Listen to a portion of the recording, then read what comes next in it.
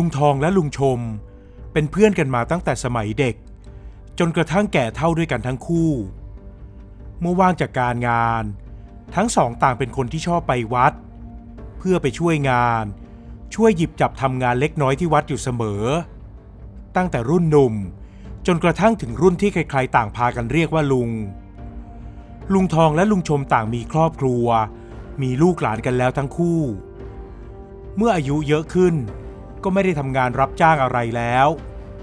ทั้งสองจึงมีเวลาไปช่วยงานวัดมากขึ้นใครๆก็พากันบอกว่าไปช่วยวัดแบบนี้คงจะได้บุญมากและได้ขึ้นสวรรค์อย่างแน่นอนต่อมาตำแหน่งมัคคทายกวัดได้ว่างลง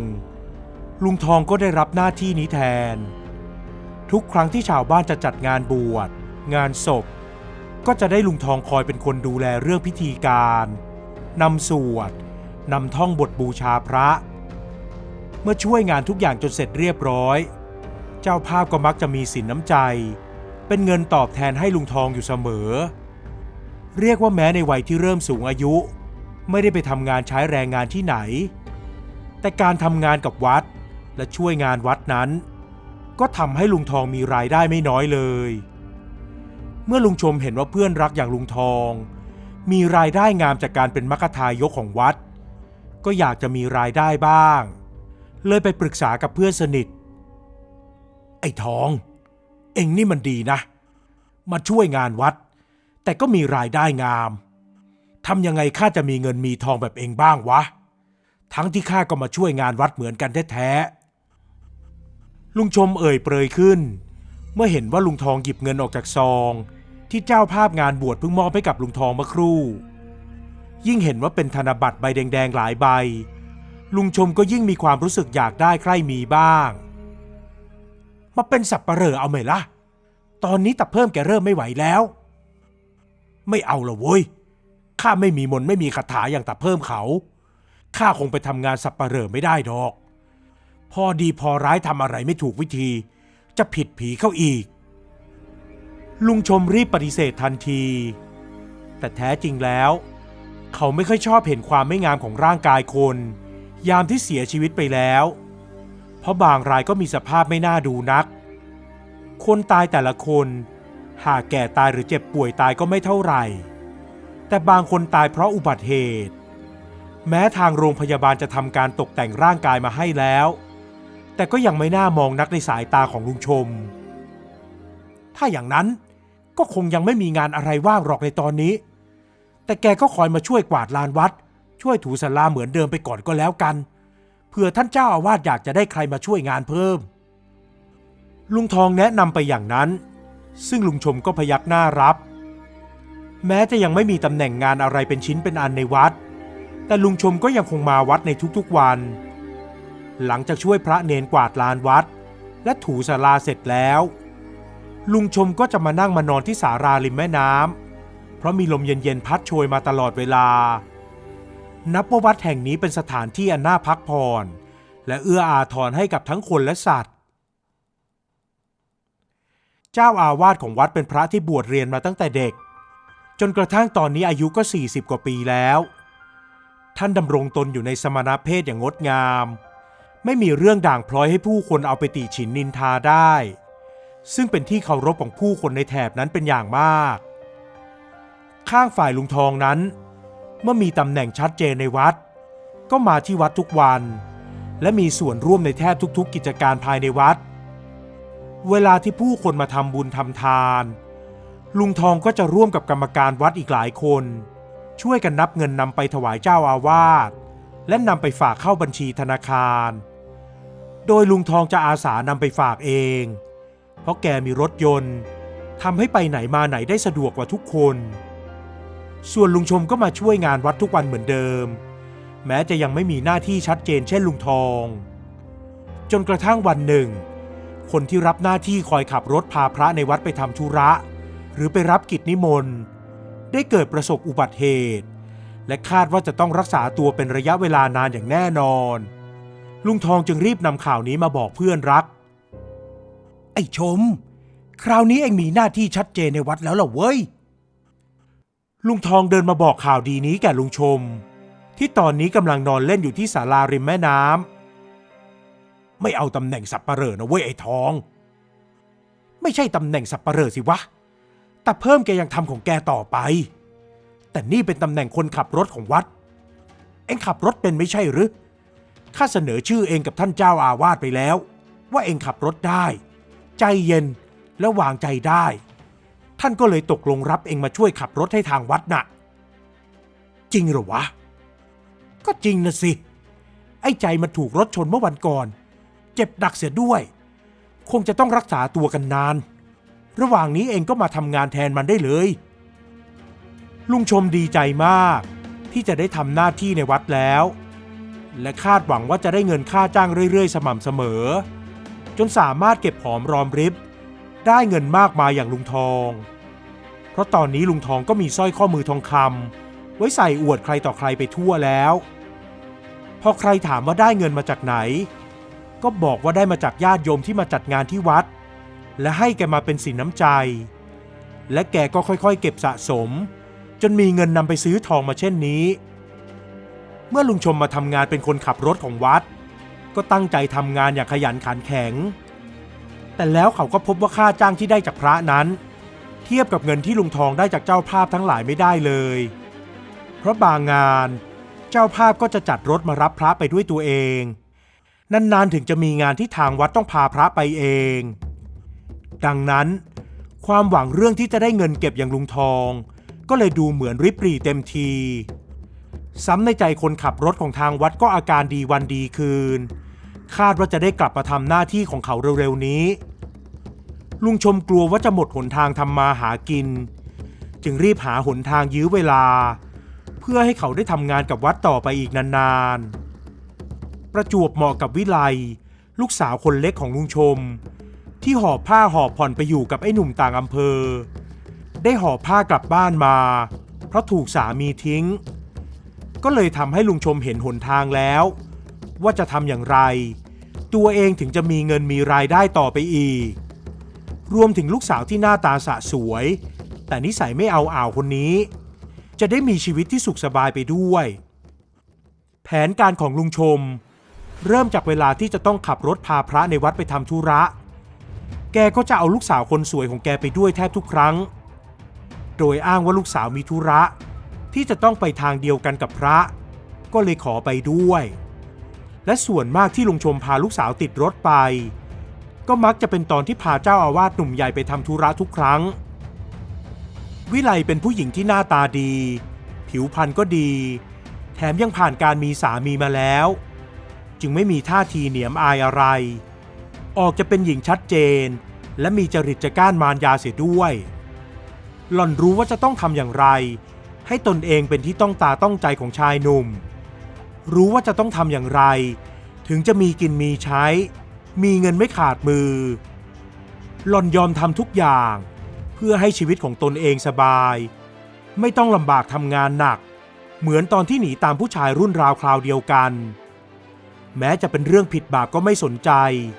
เพราะเชื่อว่าคนเรานั้นเกิดมาชาติเดียวและตายในชาติเดียวแม้จะมีคนรอบข้างเชื่อในเรื่องเวรกรรมก็ตามแต่วิไลมักจะพูดอยู่เสมอว่าชีวิตหล่อนต้องสบายในชาตินี้ไม่สนใจชาติหน้าการที่ลุงชมพาลูกสาวติดรถไปด้วยทุกครั้งเวลาที่พาเจ้าอาวาสไปทำธุระนอกวัดนั่นเป็นที่เริ่มพูดถึงของชาวบ้านแต่สองพ่อลูกก็ไม่สนใจซ้ำวิไลยังเริ่มมีเงินใช้สอยอย่างสบายมือเข้าร้านเสริมสวยบ่อยๆแต่งหน้าทำผมสวยงามมีเสื้อผ้าใหม่ๆใส่ไปไหนมาไหนอวดผู้คนแบบไม่สนสายตาของใครทั้งนั้นเช่นเดียวกับลุงชมที่มีเงินใช้อย่างคล่องมือจนลุงทองเองก็ยังคอยสังเกตอยู่เช่นกัน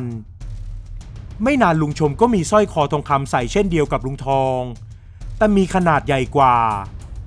รวมถึงวิไลผู้เป็นลูกสาวก็มีสร้อยคอทองคำและสร้อยข้อมือทองคำใส่เช่นกัน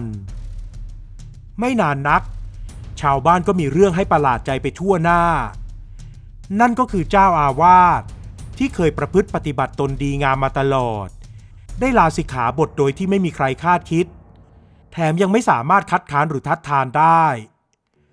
ทุกคนได้แต่แอบพูดคุย ถึงขั้นนินทาหาสาเหตุว่าอะไรคือเหตุผลที่ทำให้เจ้าอาวาสสึกออกมาเช่นนี้แต่ไม่นานนักทุกคนก็ได้คำตอบเพราะลุงชมได้ไปเป่าประกาศเชิญชวนคนในหมู่บ้านให้มาร่วมงานแต่งของวิไลกับอดีตเจ้าอาวาสหนุ่มใหญ่ที่ตอนนี้ได้สึกแล้วและมาอยู่บ้านลุงชมในฐานะลูกเขยคนเล็กแถมยังริเริ่มโครงการจะสร้างบ้านใหม่ให้ลุงชมเสียด้วยแม้จะนินทากันจนเป็นที่สนุกปากแต่ถึงอย่างนั้นงานแต่งของอดีตเจ้าอาวาสกับวิไลก็มีผู้คนในหมู่บ้านไปร่วมงานกันอย่างอุ่นหนาฝาข้างส่วนลุงทองก็ได้แต่พูดระคนประชดลุงชมแม่ไอ้ชมมันวาสนาดีมีลูกสาวเป็นแม่ไม้ไม่ทันไรลูกสาวก็ได้แต่งงานใหม่แถมลูกเขยยังเคยเป็นคนมีหน้ามีตาคนไหว้สากันทั้งตำบลเอ็งมันก็พูดเกินไปไอ้ทองลุงชมรีบแย้งเพื่อนสนิทในวัยเด็กและไม่วายแผลกลับไปบ้างข้าก็เดินตามรอยเองยังไงล่ะไปทำงานเป็นมัคคทายกไม่เท่าไหร่มีทองเส้นเบ้อเร่อมาใส่แล้วเมื่อโดนย้อนกลับไปแบบนั้นลุงทองก็มีโมโห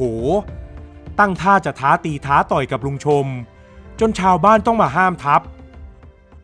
เอาพอนี่มันงานแต่งไม่ใช่งานแข่งขันชกมวยวัดโว้ยพอได้แล้วพวกเองทั้งสองคนนั่นแหละทั้งสองถึงได้แยกย้ายกันไปคนละทางแต่ไม่ไหวที่จะมีเสียงชาวบ้านแว่วมาเข้าหูอีกยังไงเสียลุงทองก็ยังดีกว่าลุงชมนะเป็นมัคคทายกมานานทำงานใกล้ชิดกับเจ้าอาวาสแต่ไม่เคยเอาลูกสาวไปเร่ขายให้ถึงที่แบบลุงชมแม้คำนินทาว่าร้ายจากชาวบ้านจะแว่วมาเข้าหูให้เคืองแค้นใจแต่ลุงชมก็ไม่อยากไปต่อความยาวสาวความยืดแซงทำเป็นไม่ได้ยินเสียแล้วปล่อยผ่านไปเพราะคิดว่าอีกหน่อยหากแกมีบ้านหลังใหญ่มีเงินมีทองใช้สบายมือชาวบ้านก็คงจะหันมาเยินยอแกเองทว่าสิ่งที่ลุงชมคิดกลับไม่เป็นอย่างนั้นเพราะหลังจากงานแต่งจบลงไปไม่เท่าไหร่จู่ๆลุงชมก็หกล้มจนลูกหลานต้องรีบพาไปหาหมอแม้หมอจะพยายามช่วยอย่างเต็มที่แล้วก็ตามแต่ลุงชมก็ไม่สามารถกลับมาเป็นปกติได้ลุงชมกลายเป็นผู้ป่วยอัมพาตต้องนอนติดเตียงไปไหนมาไหนหรือทำอะไรด้วยตัวเองไม่ได้เลยสักอย่างแม้แต่จะพูดก็ยังพูดไม่ได้แต่ส่งเสียงอื้ออ้าไปเท่านั้นลูกหลานก็เริ่มระอาที่จะต้องมาดูแลคนป่วยติดเตียงเช่นนี้เงินที่ลุงเคยได้จากอดีตเจ้าอาวาสที่กลายมาเป็นลูกเขยตอนนี้ก็เริ่มร่อยหลอลงแม้ลูกเขยคนเล็กที่บวชมาหลายปีจะมีเงินเก็บส่วนตัวจากที่ญาติโยมถวายให้แต่เขาก็ไม่ค่อยอยากเจียดเงินมาดูแลลุงชมเพราะตอนนี้วิไลเองก็ตั้งท้องแล้วเรื่องของลุงชมเป็นที่นินทากันสนุกปากของชาวบ้านยังไม่ทันจางหายไม่ทันไรวิไลก็คลอดลูกออกมา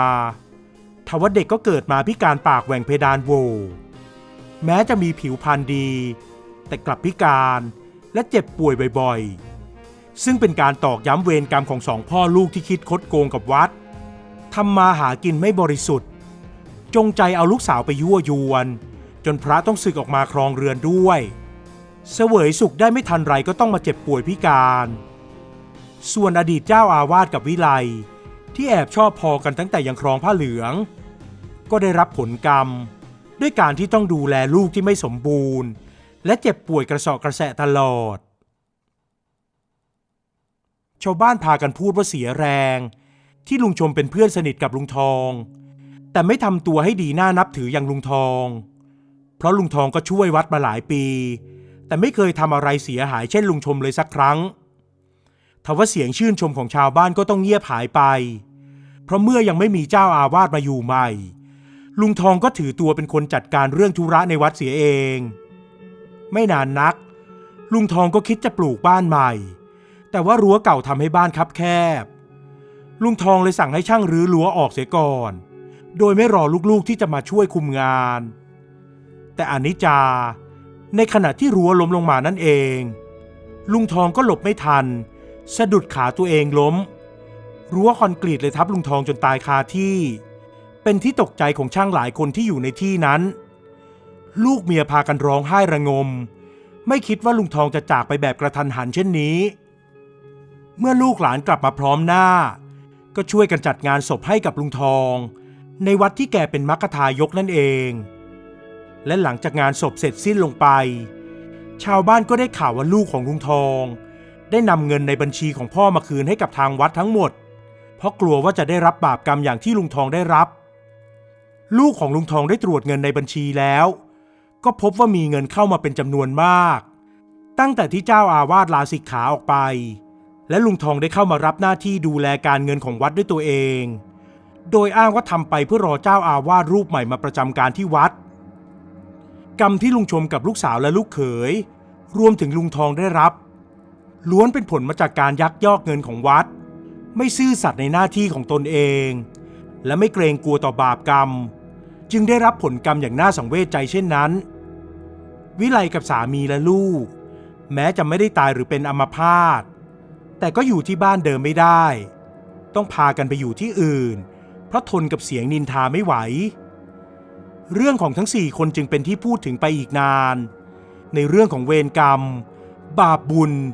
และความไม่ซื่อสัตย์ของคนที่เกี่ยวพันกับวัด